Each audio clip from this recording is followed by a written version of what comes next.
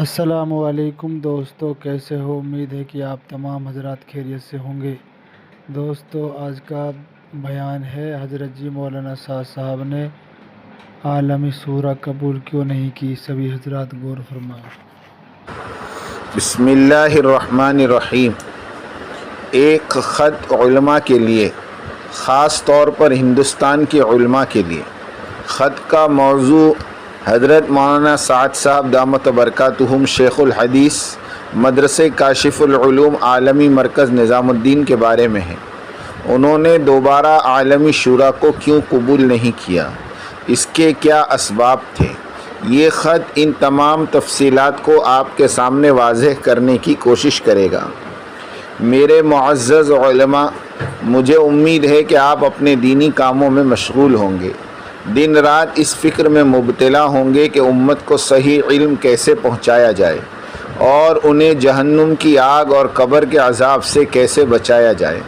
آپ دنیا کے جس بھی کونے میں ہوں، اللہ کی توحید اور حق کی دعوت ضرور پہنچا رہے ہوں گے۔ کچھ علماء اپنے تحریروں کے ذریعے امت تک نبی کریم صلی اللہ علیہ وسلم کی سیرت پہنچا رہے ہوں گے، جبکہ دیگر صحابہ کرام رضی اللہ عنہم کی قربانیوں کو ہر گھر تک پہنچا رہے ہوں گے۔ معزز علماء، آپ کو آگاہ کرنا بہت ضروری ہے، کیونکہ یہ ایک بین الاقوامی مشن ہے جو آپ کے ذریعے جاری ہے اور انشاءاللہ مستقبل میں بھی آپ کے ذریعے جاری رہے گا۔ اللہ تبارک و تعالی اس کام کو صحیح علم کے ساتھ جاری رکھنا چاہتے ہیں۔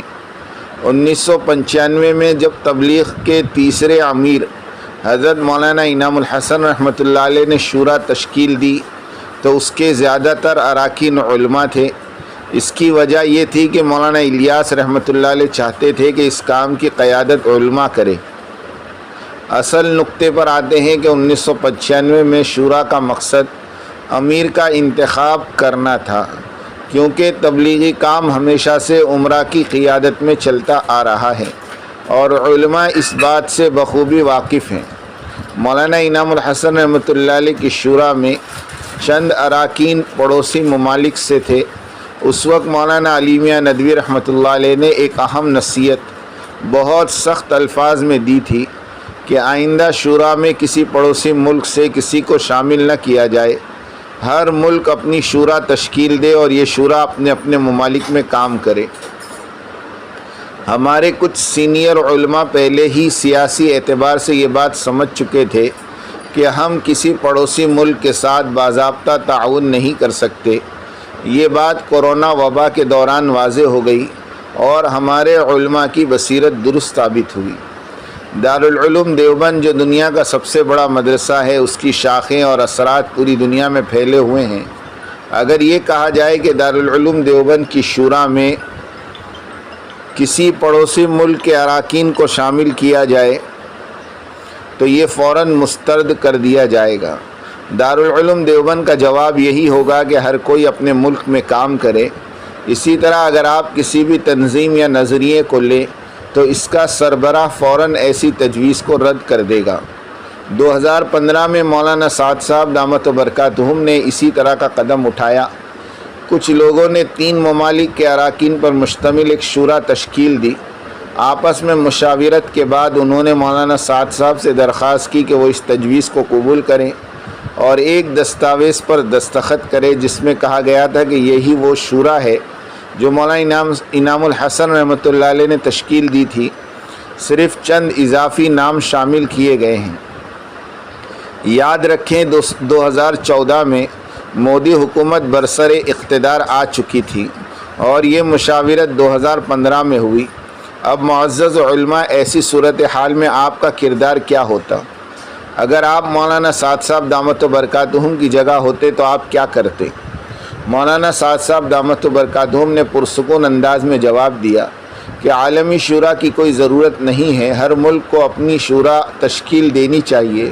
انہوں نے مولانا علی میاں ندوی رحمۃ اللہ علیہ کی دی ہوئی نصیحت کو دہرایا۔ سینئر علماء نے پہلے ہی مولانا سعد صاحب کو یہی راستہ اپنانے کی تجویز دی تھی۔ مشاورت کے بعد مولانا سعد صاحب ہندوستان واپس آئے اور نظام الدین میں ایک شورا تشکیل دی جس میں مولانا ابراہیم اور مولانا احمد لاٹ صاحب شامل تھے اور دونوں نے اس پر دستخط کیے۔ تاہم کچھ ہی عرصے بعد مولانا ابراہیم دامت برکاتہم اور مولانا احمد لاٹ صاحب دامت برکاتہم مرکز چھوڑ کر چلے گئے۔ چند دن بعد دونوں کی طرف سے خطوط موصول ہوئے جن میں ان کی واضح مطالبات درج تھے۔ پہلا مطالبہ عالمی شورا کو تسلیم کرنا اور باری باری امیر مقرر کرنا تھا۔ دوسرا مطالبہ منتخب احادیث کی تعلیم کو روکنا تھا، جس کا مقدمہ مولانا علی میاں رحمۃ اللہ علیہ نے لکھا تھا۔ تیسرا مطالبہ دعوت، تعلیم اور استقبال کی عملی سرگرمیوں کو بند کرنا تھا۔ اگر مولانا سعد صاحب ان شرائط کو قبول کر لیتے تو نظام الدین میں واپسی میں کوئی جھجک نہ ہوتی، لیکن اس معاملے کو اسلام کے مذہبی معاملات میں بدل دیا گیا۔ جب دارالعلوم دیوبند نے یہ موقف اختیار کیا کہ یہ اختلاف تنظیمی نوعیت کا ہے اور وہ اس میں مداخلت نہیں کریں گے، تو عالمی شورا کے اراکین نے مولانا سعد صاحب کی ترمیم شدہ کلپس دارالافتاء میں بھیجنا شروع کی تاکہ فتویٰ حاصل کیا جا سکے۔ مولانا سعد صاحب دامت برکاتہم سے جب ان کے خلاف جاری کیے گئے فتووں کے بارے میں پوچھا گیا تو انہوں نے قاری طیب صاحب کے الفاظ کو دہرایا اور کہا کہ اگر کوئی فتویٰ طلب کرے تو فتویٰ سوال کے مطابق ہی دیا جائے گا، اور یہ مشاہدہ کیا گیا ہے کہ مولانا سعد صاحب دامت برکاتہم دیوبند کے پرانے فتاویٰ کی سختی سے پیروی کرتے ہیں، جیسے کہ فوٹوگرافی اور ویڈیوگرافی سے دور رہنا، یہاں تک کہ اس پر شدید ناراض ہونا۔ وہ فرض نماز بھی مائک کے بغیر پڑھاتے ہیں۔ ایک شخص مجھے بتا رہے تھے کہ اپنے دینی تعلیم کے دور سے ہی مولانا سعد صاحب شیخ مولانا یونس جونپوری، مولانا علی میاں، مولانا رابع حسنی ندوی علیہ الرحمہ جیسے نیک علماء سے وابستہ رہے ہیں۔ مولانا سعد صاحب دامت برکاتہم مفتی سعید پالنپوری کے فتاویٰ کو پوری دنیا میں پھیلایا کرتے تھے۔ آج بھی آپ دیکھ سکتے ہیں کہ وہ مفتی سلمان منصور پوری دامت برکاتہم اور مولانا ارشد مدنی صاحب دامت برکاتہم سے باقاعدگی سے ملاقات کرتے ہیں۔